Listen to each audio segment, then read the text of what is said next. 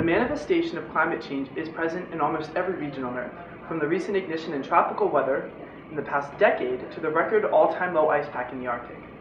While these events alone have a large impact on our economy, our biosphere, and our personal well-being, climate change possesses another threat that is often overlooked. This veiled threat already causes hundreds of millions of dollars to the Mid-Atlantic and New England states. I'm of course referring to nor'easters. Our changing climate may add fuel to the fire that ignites these powerful storms. On average, Washington, D.C., Philadelphia, and New York City see events with snowfall totals of greater than 10 inches about every 2 to 3 years. The winter of 2009 to 2010, however, residents of the Northeast experienced 4 major storms back-to-back with snowfall totals over 20 inches, an unprecedented season. So how did these memorable storms, like Snowmageddon and Snowicane, come to be? 2 factors that are important to the formation of nor'easters are the El Niño Southern Oscillation, or ENSO, and the North Atlantic Oscillation, or NAO. What is El Niño or La Niña, and how does it affect the winter season? ENSO measures the location of the warmest sea surface temperatures in the tropical Pacific. Typically, the warmest ocean water lies in the western Pacific, but during an El Niño winter, warmer temperatures are distributed to the eastern Pacific. This change in temperature alters the movements in our atmosphere, which ultimately have effect on our weather patterns here in the Northeast and all over the globe. ENSO is usually mentioned in reference to tropical meteorology, but it also has a significant impact on winter weather. In fact, a 2001 study quantified the number of storms that affected the eastern coastline. It was found that an El Niño winter exhibits a 25% increase in storms, which is about 3 additional storms on average. A 2006 study, which focused on the southeastern region of the U.S., found that the number of storms that formed and traversed through the southeast more than doubled during an El Niño event in comparison to a La Niña or neutral winter. The North Atlantic Oscillation is also important to the formation of nor'easters due to the effects on the location of the jet stream, which can supply cold air to the northeast and a storm track along the coast. In NAO's positive phase, the jet stream blows straight across the country in a zonal pattern, for which mild weather is typical.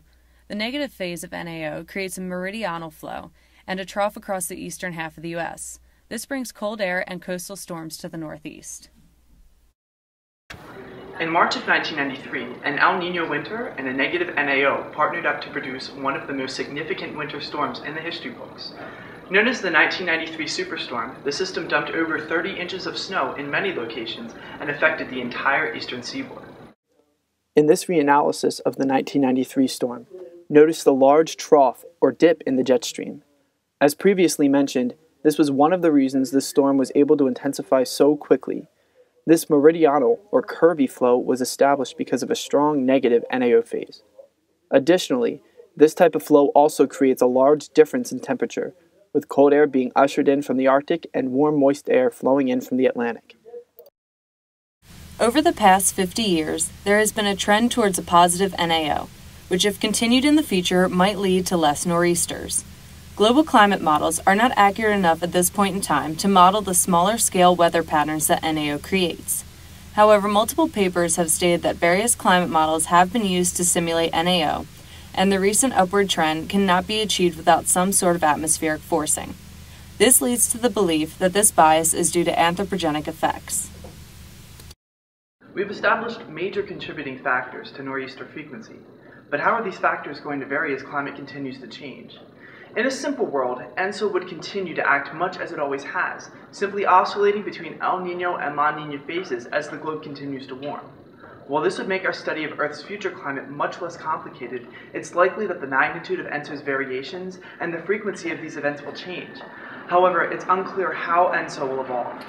There are many feedback mechanisms in the tropical Pacific Ocean that have an effect on the state of ENSO. These processes will either have an amplifying or dampening effect that can cancel each other out. While some research suggests that ENSO will remain relatively the same in a warmer climate, it is unknown how the surrounding global climate will affect ENSO.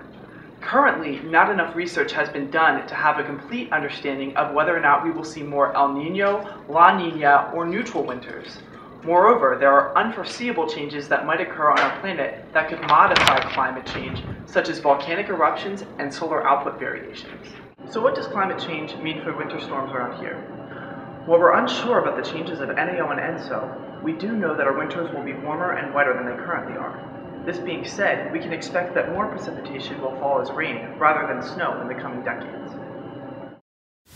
For more information on how climate change affects nor'easters, please visit the following sources and links.